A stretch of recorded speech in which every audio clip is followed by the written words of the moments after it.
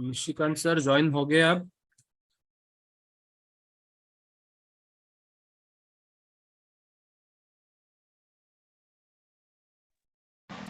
I think he is joining, sir. अच्छा नहीं. Mic connect नाही झालाय त्यांचा. He is Okay, joining. fine, fine. I think I thought he has joined. No. Maybe he is joining. Okay, not an issue, not an issue.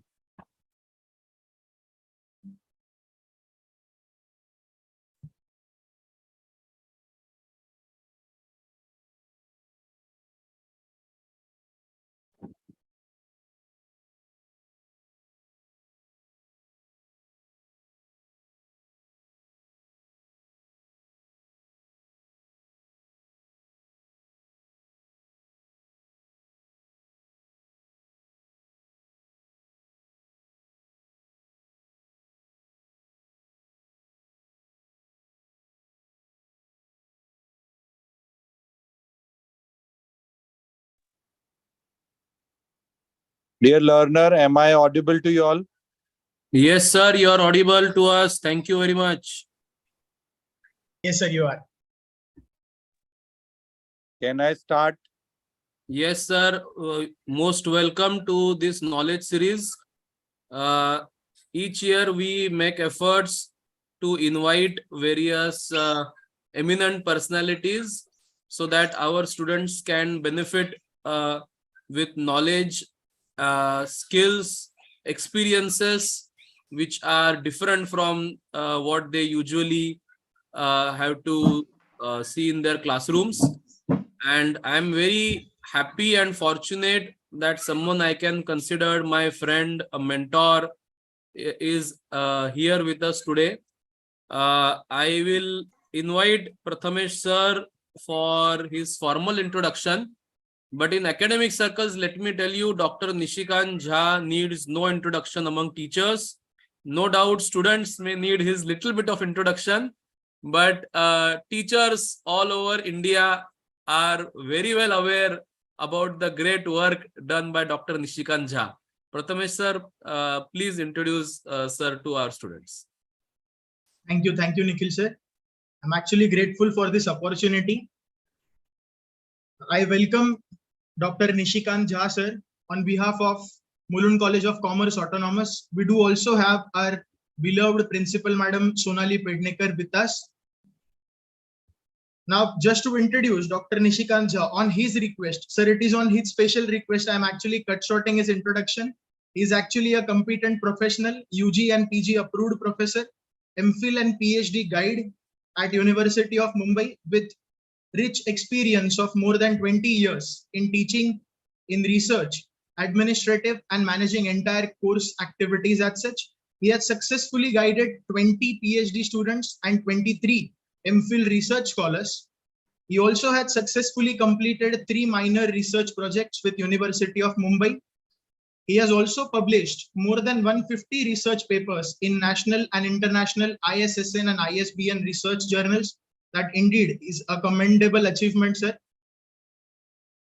He has also got appreciation letters from different industries like Tata AIG, ICICI, LIC, TCS, Max New York, NIIT, New India, SBI, CNBC TV 18 for his noble, effective and efficient work done for students, institute and society at large.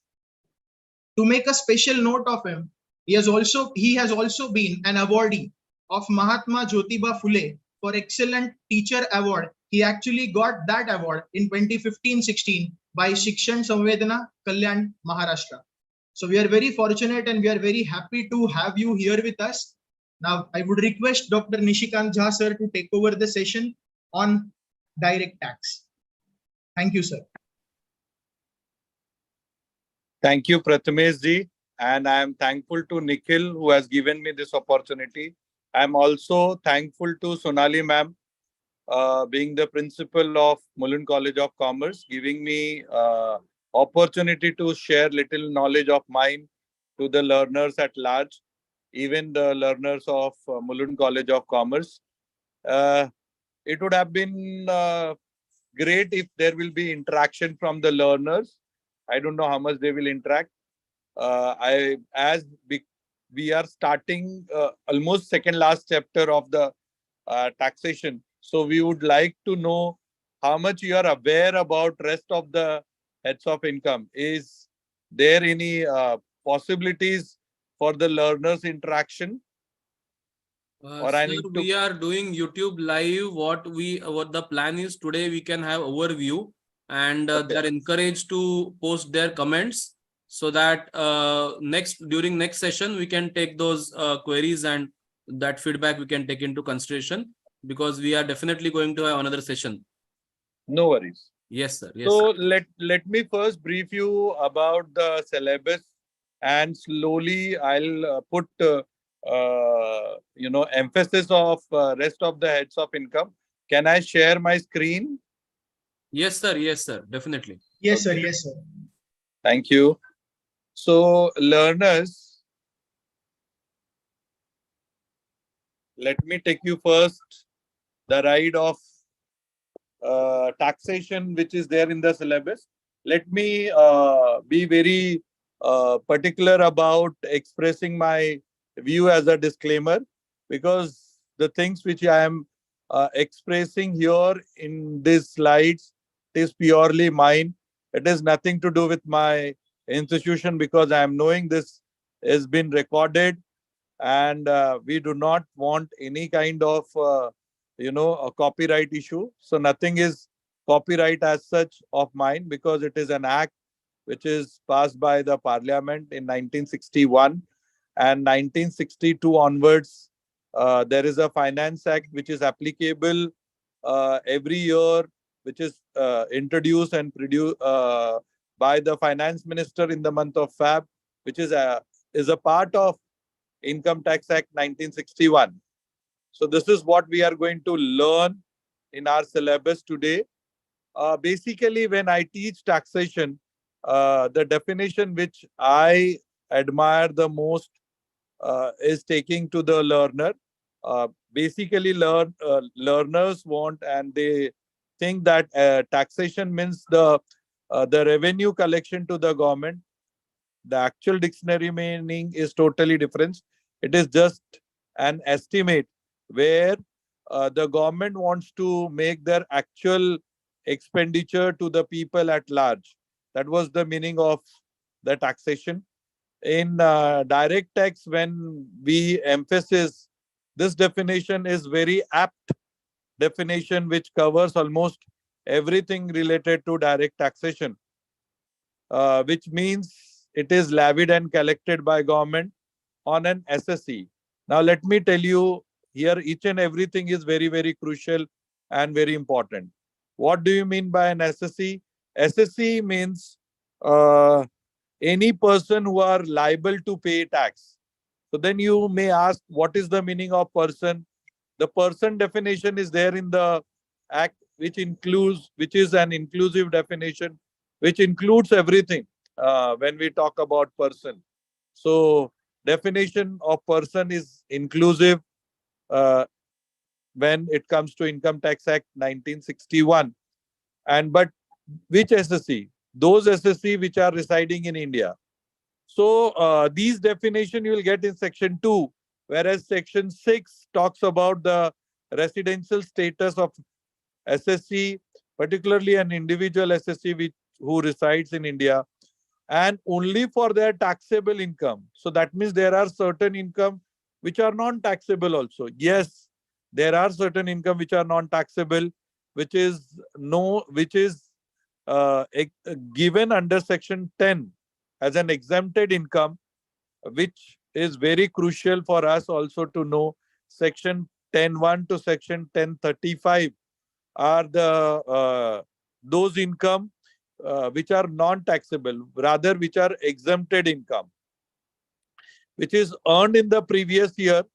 The year where you are earning the income is known as previous year. For all the learner who are appearing this year exam, for you the previous year is 22-23. That means your previous year started from 1st April 2022 and it is going to end on 31st March 2023. Whereas your assessment year, which is assessed in the assessment year, So that is your assessment year 23-24. So your assessment year is 23-24, where you are actually going to compute. So actually, we are talking about the year where we have already earned, and now year when we are actually going to pay the tax. So it is again, the taxable income is subdivided in this direct tax in 5 different categories, which are taxable income from salary, taxable income from house property, taxable income from business and profession, taxable income from capital gain, and taxable income from other sources. So this is all 5 heads. So I have discussed about exempted income. I have discussed about taxable income, which is sub-classified under 5 heads of income. Amongst those, of course, it is very difficult to give emphasis to all the uh, heads of income, because our session is purely dedicated to capital gain. So I expect you all that you should aware about rest of the heads of income. That is income from salary, income from um, house property, income from business and profession, and those incomes are different sections are allocated. Like for salary, section 15 to section 17 is dedicated to computation of salary income. Then house property, section 22 to 25 is dedicated for computation of income of house property. This is how the salary to be computed. I hope you must have learned. Then house property 22 to 25 talks about taxable income from house property. I hope you must be aware. Then business and profession, which is there under section 28 to 44, which talks about taxable income from business and profession. And then we have our taxable income, which is capital gain, for which section 45 to 55 of the income tax has been uh, allocated to know the taxable income from capital gain. Now, how any income to be classified under head of capital gain? Basically, that income should be earned from capital asset. So there are 3 very important components which is expressed and explained under section 45 of the Act. There should be a capital asset. The capital asset should be transfer. That means legal transfer. There might not be physical transfer when we talk about land, premises, etc. That transfer should take place during previous year, and after transfer there should be any profit or loss from those capital asset. Then only it will be covered under capital gain. Now, as we have understood that here the very important aspect is regarding capital asset. So it is very important for us to learn about the capital asset. What asset to be classified or to be understood? Like salary income to be classified as a head of salary income if there is an employer-employee relationship, and there should be a consistency of income. Similarly, house property, there should be a house. There might not be income, like them to be let out or other kind of property. Then also it will be chargeable to tax. For business, there should be motive of earning profit. For profession, you should have an extraordinary skill or any extraordinary degree which allows you to earn profit or income from business and profession. Similarly, any income to be fall under head of capital gain, there should be a capital asset. Now, for that, we need to learn what is the definition of capital asset or what is the meaning. In fact, if you are a learner of commerce and you are knowing your fixed asset and investment, those are only considered as capital asset. So, capital asset is any kind of property which is fixed or circulation, whether it is movable or immovable, tangible or intangible. Okay. However, following are excluded from the definition of capital asset. Which are those which are excluded? Any stock or trade or consumable. Like, for example, for an individual SSC, car is a capital asset. But for a car dealer, car is a stock in trade. So car dealer, if suppose I am buying or any company is bought a car and they are selling, for them it will be a capital gain or capital loss. But for a car dealer, it will be their business.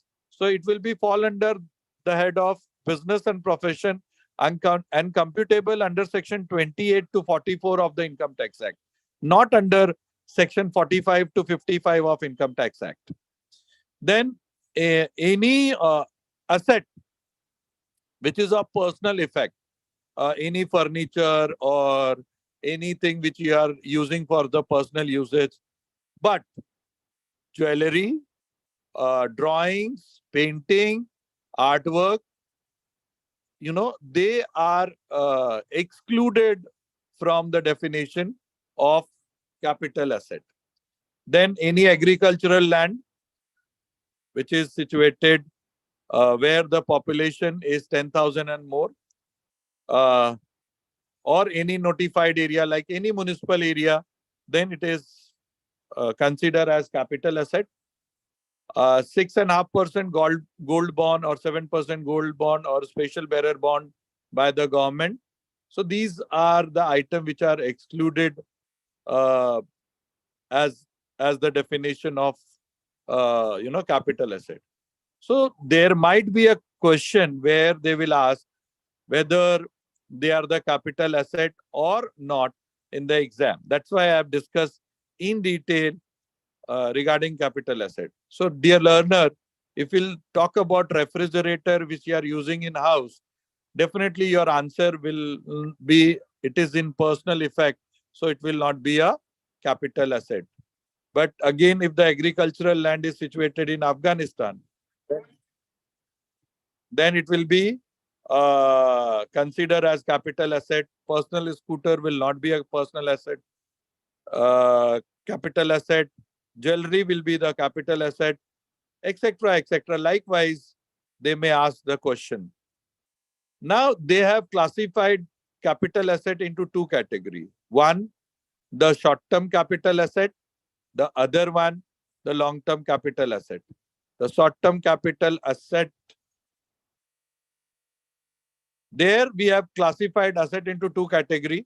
One is capital asset, other is financial asset. So, other than financial asset like equity, UTI, bond, there if the transaction is take place within 12 months, it will be considered as short-term capital gain or loss. For rest of the capital asset, if it is transacted within 24 months, then only it will be considered as short-term capital gain. Otherwise, they will consider as long-term capital gain. Accordingly, those asset will be chargeable to tax. Why I'm segregating the capital asset into short-term and long-term category, you will realize when we will compute the uh, taxation, capital gain, in fact. So in short-term capital gain, whatever the full value of consideration we will get and whatever the cost we have incurred, if we will deduct that, whatever the value we will get will be the capital gain or short-term capital gain. Whereas in long-term capital gain, we need to do the indexation of the cost, where the indexation started from 2000 onwards, and accordingly, every year there is a cost of inflation index given by the government, and we need to follow those cost of inflation index, and then we need to get the index cost of acquisition or index cost of improvement or any expenses which is incurred for those purchases of the asset, and then only you can get the uh, long-term capital gain or long-term capital loss. And accordingly, every year there is a cost of inflation index given by the government, and we need to follow those cost of inflation index, and then we need to get the index cost of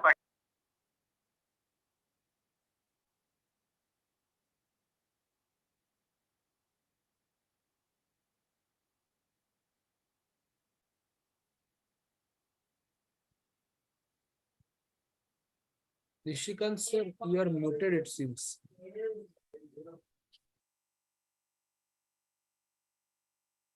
No, because I started getting some, Okay. recorded conversation. That's why I got Okay. stuck. What to do? So now it is stopped. Can I continue? Yes, sir, most definitely. Okay. So if you'll see the book, the book of mine, it is available on the website or any of the book which you can refer, as I have already discussed these aspects regarding capital asset, short-term capital asset, long-term capital asset. Capital asset to be classified into two categories. And as you know, chargeability will purely depends whether there is a transfer, and due to transfer there is any profit or loss, and those transfers should take place. If it is taking place within 12 months for financial asset, as I told you, financial asset means shares, certificates, shares, debentures, bond, etc. Then if it is less than 12 months, it will be short term. For rest of other than financial asset, it will be 24 months. If the transaction take place within 24 months, it will be short term. If it is beyond 24 months, then it will be long term. So they may also ask question like this, whether it is short term capital asset or long term capital asset.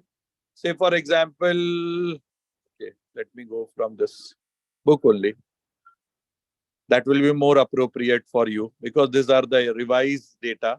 So suppose Mr. Arvind has purchased a building in 2019 and he is selling the building on 2023. Of course, building is not a financial asset. So in such case, this transaction is taking place beyond 24 months, 19 to 23, almost 3 to 4 or 5 years, 4 years approx. So it is more than uh, 24 months. So of course, any kind of gain or loss will be considered as long-term capital gain or loss. I hope things are clear to you all. But similarly, if it has been bought in 1st January 2022 and sold on 1st January 2023, that means this is again not a financial asset as being building, and the transaction is taking place within less than 24 months, then again it will be a short-term capital gain or loss. How to compute the capital gain or loss? I'll explain to you all in coming slides or coming pages. And similarly, if it is shares and the shares is transacted within 12 months, as mentioned here, for financial asset, then in such cases it will be short-term capital gain. But again, if it is beyond 12 months, then again it will be long-term capital gain. Now, why I told you to have this kind of segregation? Because computation of short term is very easy. Whatever the consideration you get, and in that you just have to deduct the cost of acquisition, you will get the short term capital gain or loss. Say, for example,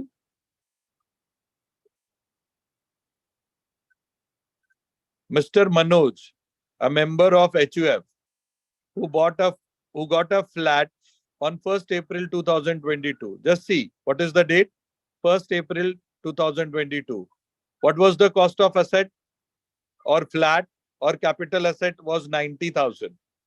And he has sold this flat on 15th March 2023. So of course, the transaction is taking place in current previous year, which was 22-23. And we are computing it for current assessment year 23-24. So Consideration value is 1,70,000. Cost of acquisition was just 90,000.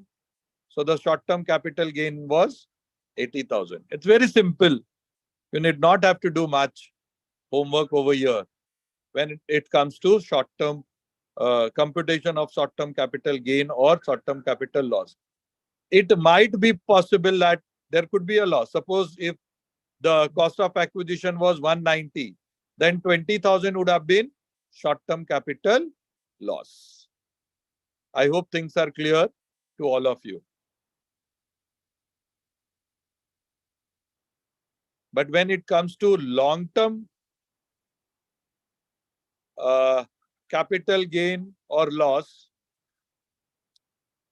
in such case, you have to do the indexation. Okay? You have to find out the index cost of acquisition.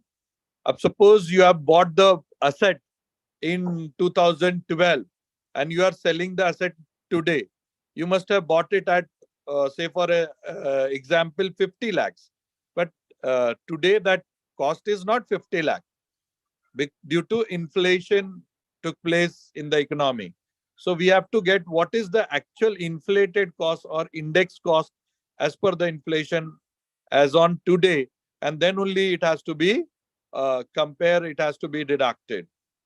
So indexation started by the government in the year 2001, 2002, which is started with 100, and till today it went to 331. So every year ka cost of inflation index, you need not have to mug up this. It will be available in your question paper when there will be an exam. So you have to just do the calculation with your own. How you can do the calculation with your own? To get the index cost of acquisition, whatever the cost you have incurred, you have to multiply by the current year's cost of index cost of indexation cost of index inflation index, like 331, divide by base year's cost of inflation index. Okay, I'll take a few questions, then the things will be clear to you all. And if suppose any asset has been bought prior to 2001 and 2, then you have to get the fair market value of course, that asset fair market value must be higher as compared to the cost of purchase which took place prior to 2001 and 2. So then in that case, you have to get the fair market value, FMB. Again, it will be given in the question. And you have to get the index cost. In some time, to technical reason, they may give the cost of acquisition higher than the fair market value. So whatever, but practically fair market value is always higher as compared. Suppose we bought the asset in 93. Of course, in 2001, the cost of asset is much higher than 1993. So the most of the cases, the fair market value will be higher than that of the cost of acquisition, or whatever is higher that you consider, and then you have to get the long-term capital gain or loss. So let us do few questions. Again, these are all previous Mumbai University questions. So it will be easier for you to have the reference also, or, practice also, because we are dealing with the university questions only. So Mr. Murari sells a residential house property in Pune. So again, Pune comes under Municipal Corporation of Pune. So it will be a capital asset as being the house property, but it is other than financial asset. So we have to check whether the transaction take place within 24 months or beyond 24 months. If the transaction will take place within 24 months, then it will be short-term capital gain or loss. And if it is beyond 24 months, then it will be long-term capital gain or loss. So he is selling on 3rd April 22. That means current previous year, which he bought in 2006. So of course it is more than 24 months. Then it will be categorized as long-term capital gain or loss. So as uh, it is previous year 22-23 assessment year, name of SSC, computation of long-term capital gain. Sales consideration we got as 30 lakhs. Current year's ka inflation index is 331. And now this 122 will be given. And otherwise, I have already referred you the cost of indexation. He has bought in 2000, April 2006. That means the indexation will be 6 and 7. 6 and 7, 122 rupees. So this is base year cost of inflation index. So 122 must be the answer. Yes, they have also considered 122. So this was the sales consideration. And when you will multiply the 9,90,000, which you have incurred as a cost in 2006 and 7, the actual inflated value of that 9,90,000 as of today, as per the government record, as per the cost of inflation index given by the government of India, will be 26,85,984 rupees. So the 30 lakhs income of sales consideration and the cost of acquisition was 26 lakh. So your long-term capital gain will be 3,40,016 rupees. I hope now you must have understood the difference between computation of short-term capital gain and long-term capital gain. First, there should be a capital asset. Then we need to check what is the, whether it is uh, covered under short term or long term. Then in short term, you just have to take the sales consideration minus cost of acquisition. You'll get the short term capital gain or loss. Whereas if it is long term, then you have to get the index cost of acquisition. How to get the index cost of acquisition? That's very simple. Cost of acquisition multiplied by cost of inflation index of the current previous year divided by cost of inflation index of year in where we have acquired those assets. So this is 331 divided by 122. So you'll get the cost index cost of acquisition as of those long-term assets. And finally, you will get the long-term capital gain as 3 lakh 14,000. Otherwise, if you would have taken it 30 lakhs minus 9 lakh 90,000 or 10 lakhs approx, then you must have taken as long-term capital gain of 20 lakh, which is wrong answer. You cannot do that. You have to get the cost of index cost of acquisition, which is 26 lakh 85,000. Similarly, there is another question. Let us do the practice of that as well. Where Nishikant sir, screen is at slide 7, number 75 only. these questions are not visible? No, no, no. We are at 75 only. How come? In my screen, it is visible, and I'm not there on the slide. Let me close. Now it is visible. No, sir. We are still on. I can see slide number 75, classify short-term capital gains, long-term capital gain slide. Sir, वो तो खत्म हुए जमाना हो गया. वो sir change he I'm. नहीं हुआ सर. How come? बंद करके वापस सर एक बार शेयर करेंगे, अच्छा हो जाएगा. नहीं मतलब मेरे में तो नहीं दिख रहा है सर. हाँ हाँ, नहीं यहाँ पे ना. I can show you. हाँ हाँ, नहीं नहीं, एक बार ना. See, in my screen it is. हाँ, so now we just share it again. I think maybe we will be able to see it.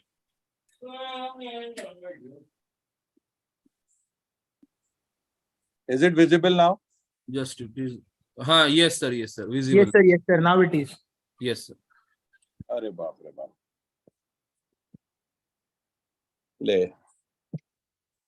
So I was teaching from this material.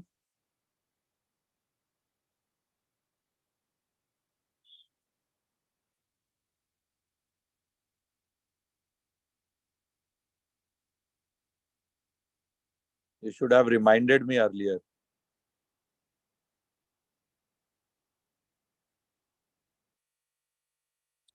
So as I have shown in the slide, I told you very clearly that four thing is very important under section 45.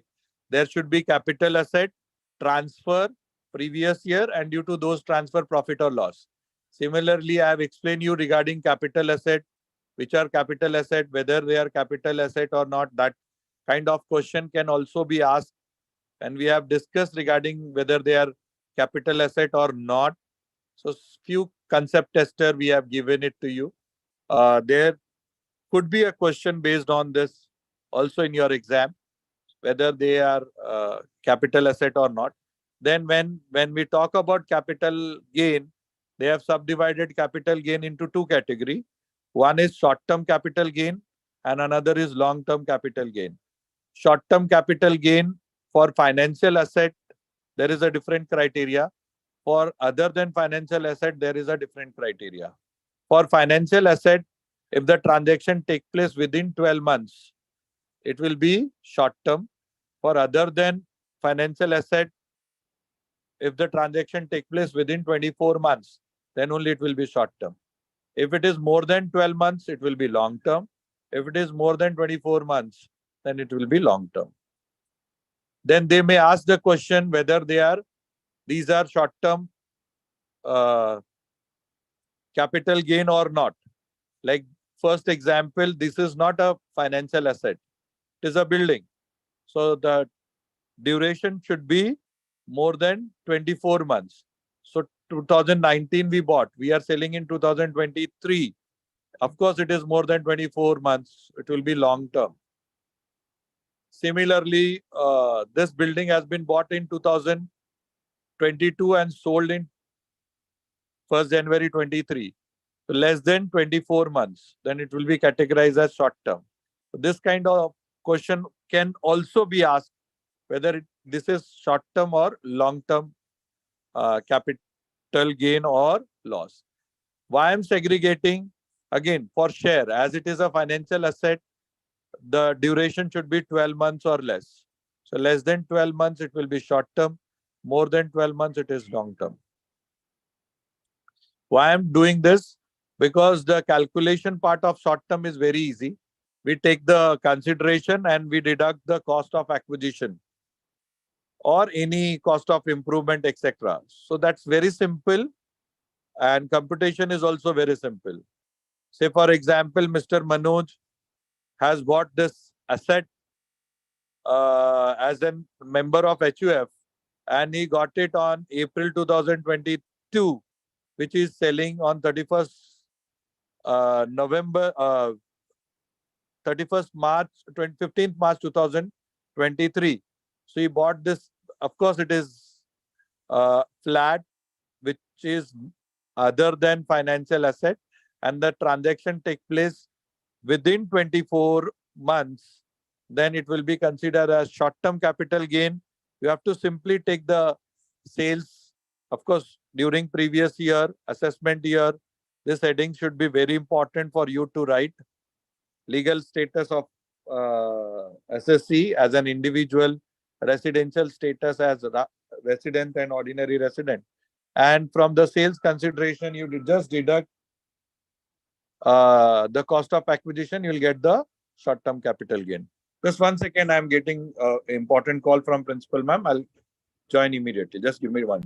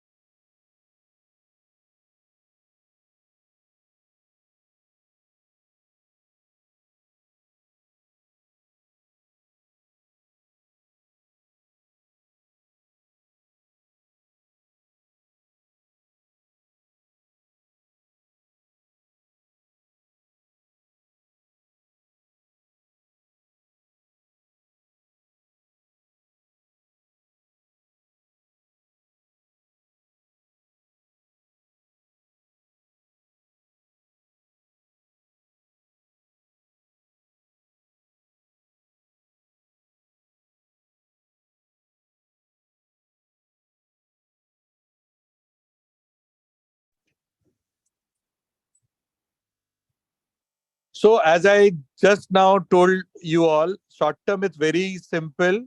You have to just deduct the cost of acquisition from sales consideration. You'll get the short term capital gain. But in long term, it is not the case. There you have to get the indexed cost of acquisition, which you have to compute by doing the indexation. And indexation started by the government in the year 2001, 2002. So whether it is index cost of acquisition or index cost of improvement, every time you have to do the indexation. Indexation started in the year 2002 and 1 and 2, and till current year, which started with 100 cost of inflation index, until last year the cost of inflation index is 331. So you have to multiply by the current year's cost of inflation index divided by base year cost of inflation index. So we were doing this question. We did this question first, that Mr. Murari has sold his house property in Pune. So again, it is a capital asset because it is municipal jurisdiction of Pune. He is selling in April 22. That means current previous year. So my two things already has been classified as a income from capital gain, which he has bought on 20th April 2006. So in 2006-7, what was the inflation index? So 6-7, we found that inflation index is to 122. Don't worry, in exam it will be given. So current year is 331, base year 122. So the total cost of index cost of acquisition will be 9,90,000 multiplied by 331 divided by 122. So this 9,90,000 will become 26,85,984 rupees. So you have bought the asset, you have sold the asset at 30 lakhs, whereas indexation given you the cost as 26,85,984 rupees. So your long-term capital gain is only 3,14,016 rupees. I hope you must have got the difference between short-term capital gain and long-term capital gain. Similarly, this is another illustration which has been given where it is in the municipal limit of Mumbai for Michelle, and he has sold the asset on for 25 lakh on 1st July 2022. So that is current previous year, which he has purchased in 2004, June 2004. That means 4-5 ka indexation uh, was how much? That you have to consider. Of course, it will be given in the question. And then you have to get the cost selling price as 28 lakhs, cost as 27 lakh. So the profit, whatever you will get as long-term capital gain or loss. There might be a chance where there will be cost of improvement also. It's not only that cost of acquisition. So that then you have to take the index cost of acquisition separately, index cost of improvement separately, take the total of this, and there could be a chance of loss also. Like this question again will giving us long-term capital loss, where the sales consideration is 6,40,500. Year of acquisition is 2001 and 2. There we know that base year 100, current year 331. So current year's cost of inflation index we have applied divide by base year. So we got that index cost of acquisition as 3,90,580 rupees, whereas cost of improvement which took place in 4 and 5, that is 1,05,407 rupees. So their indexation we got as 3,08,759 rupees. So total index cost is 6,99,339 rupees, whereas selling price was only uh, 6,40,500 rupees. So there is long-term capital loss. So there might be possibilities of gain also. There might be a possibilities of loss also. Uh, in today's scenario, they will ask you the question whereby they may give the adjustment of section 53, where the option is given to the 54 rather, I'm so sorry, where the option is given if you are investing your capital asset to buying another capital asset, then uh, those capital gain will be set off.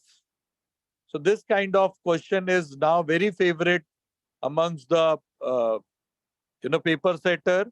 So since last few years, they are emphasizing a lot on section 54.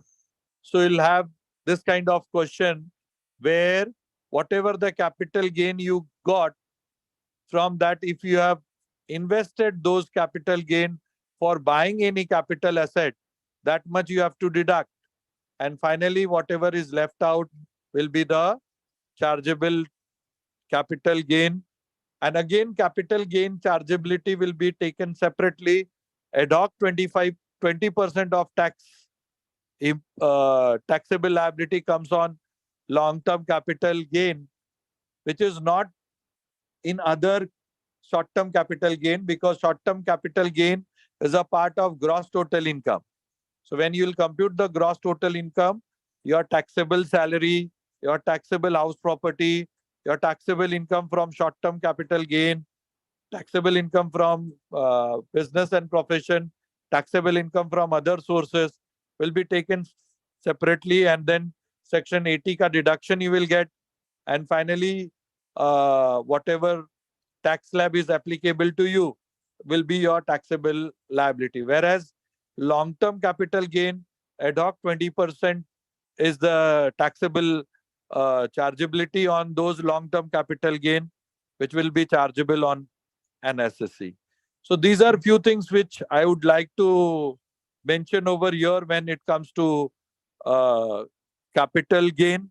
And again, as I told you, few things which is very, very vital and important for computation of capital gain.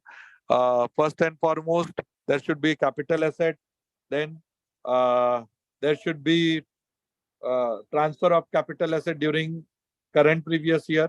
Then only we will chargeable under head of capital gain or loss. Then we have to check whether they are financial capital asset or other than financial asset. Then we have to apply 12 month and 24 months ka logic. If it is 12 months short term, within 12 months short term, otherwise long term. Other than financial asset, it is within 24 months and beyond 24 months. If within 24 months short term, beyond 24 months long term. Short term, it's very simple. You have to just deduct a cost of acquisition from sales consideration. Whereas for long term, you have to get the index cost of acquisition or index cost of improvement or any kind of expenses which you have incurred for those assets. How to get that index? You have to multiply by cost of inflation index, CII, of the current year, which is 331, divide by base year cost of inflation index, which will be available. Like this is the question of university, whereby they have given you all the indexation cost. So similarly, in your question also, paper also, index CII will be given. You have to just apply and get the cost of acquisition or cost of improvement, index cost of acquisition and index cost of improvement, deduct all those, will be your long-term capital gain or loss. I hope things are clear. I can understand it was megathon. I was very quick because we need to finish this vast chapter in 60 minutes, which is very difficult task. But I hope I have done the justice. Again, as I told you, examination point of view, think otherwise capital gain is very vast. If you are appearing your CA or a CWA exam, then you have to learn many other things like when the asset is acquired by the government, compulsory acquisition, then how the compensation you got the from the government, and many other things related to capital asset. And again, when the judgment came, again it has been adverse, adversely affecting your compensation, or it is favorably affecting your compensation. Many other things which is there in other sections of Income Tax Act. But as far as TYBCom is concerned, I believe if you are focusing what I have discussed, and please focus on long term, because most of the time long term capital gain is only asked in the examination. But for objective and all, definitely they have rights to ask. And I cannot say that short term they cannot ask. Even all the depreciable asset which is to be computed under short term, because you have to get the WDV of those block of asset, which depreciation is common. Here in taxation, it is irrespective what is the nature of asset. It is always given what is the rate of depreciation. If suppose four different asset has common rate of depreciation, will be considered as one block of asset, and those block of asset computation will always be short-term capital gain or short-term capital loss. So with this, I think we can say that uh, capital gain in null set is almost over for TY learner. If anyone has any doubt, they can definitely ask me.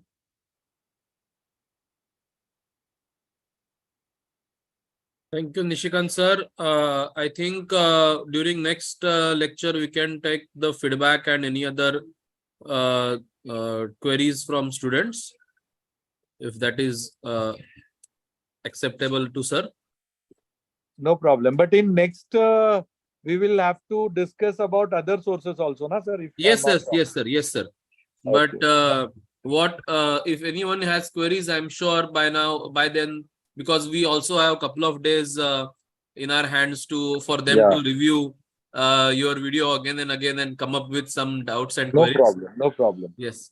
Sir, I wish to invite our BSc IT, MSc IT I know him. coordinator, Dr. I know Hiren him. Dand sir, for concluding remarks. You. Yeah. Thank you, Nikhil sir, and thank you, Dr. Nishikanta. It was a wonderful session. Me being from science background, I was listening to all the figures and what you were talking about. It was really interesting. And I'm sure the students who were present and later also the students who will be watching the YouTube video, they will also get a lot of insights on how to solve problems, the exam pattern and everything you covered wonderfully. And of course, with your huge experience, I'm sure students have benefited a lot. So on behalf of Bulletin College of Commerce Autonomous, I would like to thank you. Of course, official vote of thanks will be there, but it was really a wonderful session for a non-commerce person, for a technical person. You know, it is always good to learn new things. Thank you. Thank you so much. Thank you, sir. You are very kind, sir. So nice of you, sir. Alright. I was not aware that you are attending my session. Sir, he is when it is MCC, he is everywhere. Thank you. Thank you. It was Sir, really very motivational kind of feedback, sir, which motivates us for, giving our best to the learner, sir. Sure, I know. Yes, It's sir. good, really good. And Thank as mentioned by Hiren sir, I think even though Nishikant sir is very much part and parcel of MCC family, but I think every session requires a formal vote of thanks. So may I invite CA Snehal Chavan madam for formal vote of thanks of today's session. Yes, sir, I'm here. Am I audible, sir? Yes, yes, most definitely, madam. Okay. On behalf of Mulund College of Commerce Autonomous, I, Snehal Chavan, is here to express my heartfelt thanks to Dr. Nishikant Jha, sir, for guiding our students and taking out time from his busy schedule. So today's lecture was a quick revision for our students, which would definitely help them. I would also like to thank our principal, Dr. Sonali Pednekar Madam, Vice Principal, Dr. Shivaji Pawar Sir, who have always been supportive of our initiatives. I would like to thank Dr. Hiren Sir for his kind cooperation. I would also like to thank our Head of Department, Mr. Nikhil Karkhanis Sir, who plays a role of a backbone to accountancy department and who also helped in the organization of this lecture. I would also like to thank all the teachers who are a part of accountancy department for their cooperation. Finally, I would like to thank my students for your participation and patient listening. Once again, thank you everyone. Thanks a lot. Thank you, Snell Madam. Nishikant Sir, I'm sure we are eager to meet you again. And I think we are now meeting again on Thursday, sir. Thursday, 7 to 8. Yes, sir. Excellent, sir. So again, the same team, but different topic. And all of us again will be there on Thursday. Thank you, sir. Bye, sir. Take care. Yes. Thank you, Thanks sir. for giving Thank me you. this opportunity. Sir, And we give my are regards happy to see you again and again. Give my regards to Pendekar ma'am, Definitely, definitely. Yes. principal of the college. Yes, sir. Bye, Yes. sir. Thank you. Yes. Thank you, sir. Thank you. Thank you, sir. Bye.